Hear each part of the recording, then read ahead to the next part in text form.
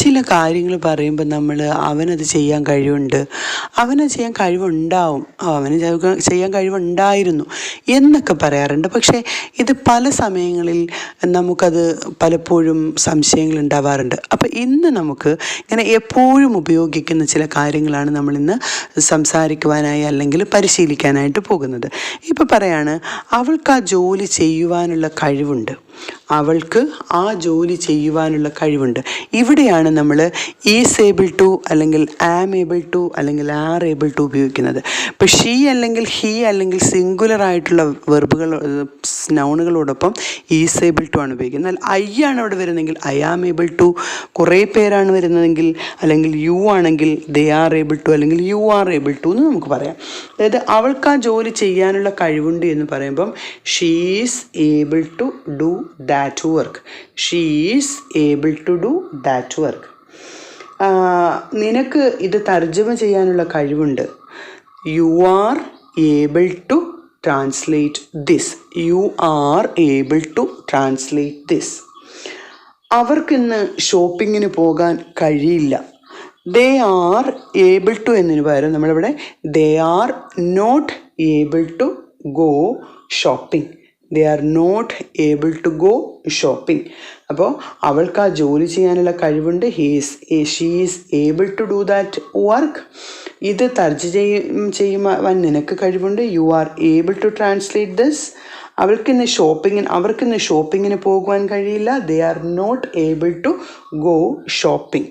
Okay, അപ്പോൾ ഈ രീതിയിലാണ് നമുക്ക് ഏബിൾ ടു യൂസ് ചെയ്യാൻ പറ്റുന്നത്. അപ്പോൾ ഇവിടെ ഏബിൾ ടു എന്ന് പറയുമ്പം അവൾക്ക് കഴിവുണ്ട് എന്ന രീതിയിൽ, അല്ലെങ്കിൽ അവന് ചെയ്യാൻ കഴിവുണ്ട് ഇപ്പോൾ ഉണ്ട് എന്നുള്ള രീതിയിലാണ്. എന്നാൽ അവനത് ചെയ്യാൻ കഴിവുണ്ടായിരുന്നു എന്ന് പറയുമ്പോൾ പറയണ അവൻ അന്ന് ആ ജോലി ചെയ്യുവാൻ കഴിവുണ്ടായിരുന്നു. He was able to do that work then. അവന് അന്ന് ആ ജോലി ചെയ്യുവാൻ, he was able to do that work then. Okay, ആ കുട്ടിക്ക് എഴുതുവാനുള്ള കഴിവില്ലായിരുന്നു എന്ന് പറയുമ്പോഴോ the child was not able to write. The child was not able to write. കുട്ടിയായിരുന്നപ്പോൾ നിനക്ക് ഇംഗ്ലീഷ് സംസാരിക്കുവാൻ കഴിയുമായിരുന്നു. വെൻ യു വെയർ ആരാണ്?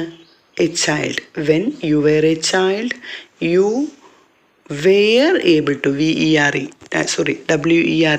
you were able to speak English well. Okay, അപ്പോൾ അവന് അത് ചെയ്യാനുള്ള കഴിവുണ്ടായിരുന്നു. He was able to do that work then.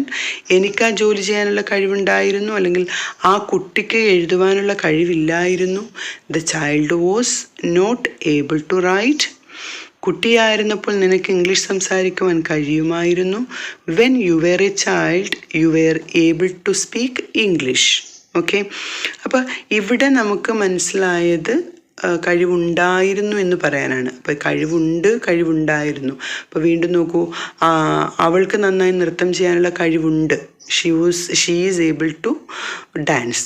അവൾക്ക് നന്നായി നൃത്തം ചെയ്യാനുള്ള കഴിവില്ലായിരുന്നു. She was not able to dance well. Okay, എന്നാൽ അവർക്ക് പാഠം മനസ്സിലാക്കുവാൻ ഞങ്ങൾക്ക് കഴിവുണ്ടായിരുന്നു. കഴിവുണ്ടായിരുന്നു എന്നാണ്. We were able to understand the lesson. എന്നാൽ ഞങ്ങൾക്ക് ആ പാഠം മനസ്സിലാക്കാനുള്ള കഴിവുണ്ട് എന്നാണെങ്കിലോ we are able to understand that lesson. Okay, ഇനി നോക്കൂ, ഇനി വരുന്നത് ഇപ്പം നമ്മൾ കഴിവുണ്ടായിരുന്നു എന്നാണ് പറഞ്ഞത്. ഇനി അവനതുള്ള കഴിവ് ഉണ്ടായിരിക്കും. ഭാവിയിൽ എന്തെങ്കിലും പ്രവൃത്തി ചെയ്യാനുള്ള കഴിവുണ്ടാകും എന്ന് പറയുവാനായിട്ട് നമുക്ക് വിൽ ബി ഏബിൾ പറയാം. അതായത് വിൽ ബി ഏബിൾ ടു പറയാം. അതായത് അവന് അത് ജോലി ചെയ്യാനുള്ള കഴിവുണ്ടായിരിക്കും. He will be able to do that work. He will be able to do that work. നന്നായി പരിശ്രമിക്കുന്നുവെങ്കിൽ നിങ്ങൾക്ക് ഫ്രഞ്ച് സംസാരിക്കുവാൻ കഴിയും. If you try well you will be able to speak French. You will be able to speak French. നമുക്ക് ആ ജോലി തീർക്കുവാൻ സാധിക്കും. We will be able to finish that work. We will be able to finish that work. അപ്പോൾ ഇവിടെ will be able to അത് എത്ര പെട്ടെന്ന് നിങ്ങൾക്ക് മനസ്സിലായി എന്ന് നിങ്ങൾ ശ്രദ്ധിക്കുക. കാരണം എന്ന് വെച്ചാൽ ഇത് മൂന്നും നമ്മളിപ്പം is am are able to എന്നതും was or were able to എന്നതും വിൽ ബി ഏബിൾ ടു എന്നതും പരസ്പരം കണക്റ്റ് ചെയ്ത് പറഞ്ഞു പോകുമ്പോൾ നമുക്കത് പെട്ടെന്ന് പഠിക്കാൻ പറ്റും. ഇപ്പം മുമ്പ് പറഞ്ഞ പോലെ അവനാ ജോലി ചെയ്യാനുള്ള കഴിവുണ്ട്. He is able to do that work. അവനാ ജോലി ചെയ്യാനുള്ള കഴിവുണ്ടായിരുന്നു. He was able to do that work. അവനാ ജോലി ചെയ്യാനുള്ള കഴിവുണ്ടാകും. He will be able to do that work. അപ്പം ഇവിടെ he was able to do, he is able to do that work, he was able to do that work, he will be able to do that work. Okay. ഇനി അല്ലെങ്കിൽ നമുക്ക് ആ ജോലി തീർക്കുവാൻ, നമുക്ക് ആ ജോലി ചെയ്യുവാൻ കഴിവുണ്ട്. We are able to do that work. എന്നാൽ നമുക്ക് ആ ജോലി ചെയ്യുവാൻ കഴിവുണ്ടായിരുന്നു എന്നാണെങ്കിലോ ഈ ആർ എന്തായിട്ട് മാറണം? വെയറായിട്ട് മാറണം. We were able to do that work. നമുക്ക് ആ ജോലി ചെയ്യുവാൻ കഴിവുണ്ടാകും. We will be able to do that work. അപ്പോൾ നമുക്ക് ആ ജോലി ചെയ്യുവാനുള്ള കഴിവുണ്ട്. We are able to do that work. നമുക്ക് ആ ജോലി ചെയ്യാനുള്ള കഴിവുണ്ടായിരുന്നു. We were able to do that work. നമുക്ക് ആ ജോലി ചെയ്യാനുള്ള കഴിവുണ്ടാകും. We will be able to do that work. അപ്പോൾ ഈ ക്ലാസ്സുകൾ കാണുമ്പോൾ നമുക്കറിയാം എത്ര പെട്ടെന്ന് നമുക്കത് പഠിക്കാൻ പറ്റുന്നുണ്ട്.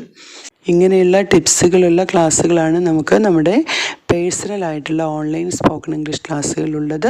അപ്പോൾ ആ ക്ലാസ്സുകളിൽ കോൺടാക്റ്റ് ചെയ്യേണ്ടവർ ഈ കാണുന്ന നമ്പറിൽ ബന്ധപ്പെടുക. ഓക്കെ. അപ്പോൾ ഇനി നമുക്ക് നമ്മുടെ എക്സർസൈസിലേക്കൊന്ന് പോകാം.